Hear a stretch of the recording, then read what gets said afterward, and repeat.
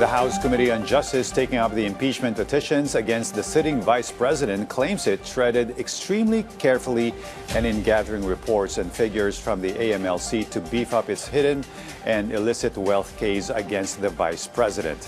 Thus, it welcomes the vice president's husband suing members of the House Committee panel, the AMLC, and Central Bank for what it perceives is a wrongful disclosure of financial documents in last week's impeachment hearing, as our Vel Custodio reports. Mas malinaw pa sa sikat ng araw sa tanghaling tapat ngayong summer, may exemption sa bank secrecy law. At yun ay impeachment cases.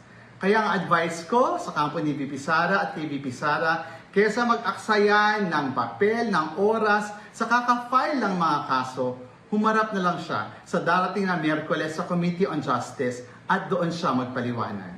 This was the remark of Akbayan Party List Representative Percy Sendanya in connection with the complaint filed by the husband of Vice President Sara Duterte, Attorney Manasseh Carpio, against several officials of Bangko Sentral ng Pilipinas or BSP, Anti-Money Laundering Council or AMLC, and several House members, including Sendanya. Carpio's camp filed complaints alleging violations of the Anti-Money Laundering Council Act, Bank Secrecy Law, and Data Privacy Law. Carpio's legal counsel insists that under the Anti-Money Laundering Council Act, the AMLC is prohibited from releasing records in any form. Ang kaso namin na sinampa rito, hindi po ang issue ron yung totoo o hindi. Diba? Ang sinampa namin kaso tama ba na ginawa ng AMLAC na magpalabas daw ng mga transaction reports?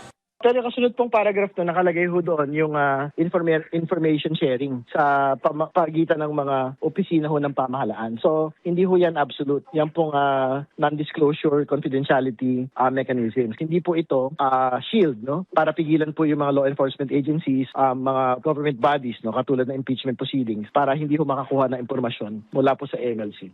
House Justice Committee Chairperson Jervy Luistro, for her part, emphasized that the committee acted with caution and did not seek bank records, but relied on AMLC report. She added that there are exemption to the confidentiality rules in impeachment cases. According to Attorney Danao, Carpio is being dragged into the impeachment case despite being a private individual.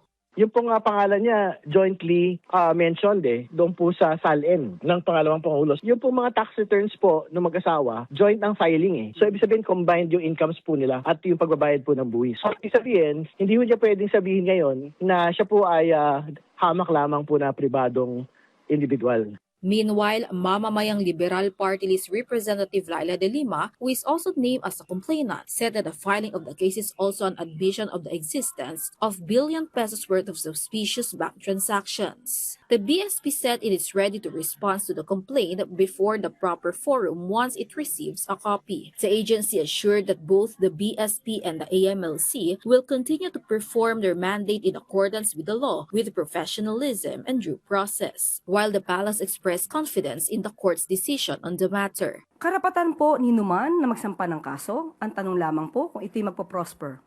So, hindi na po hawak ng palasyo at ng Pangulo kung ano magiging desisyon ng korte. Ang mga korte po natin, ang mga judges natin, pati justices, ay matatalino. So, alam po nila kung anong dapat na gamiting batas at paano ito madidismiss o magkakaroon ng progress. Vel Custodio for the National TV Network for a new and better Philippines.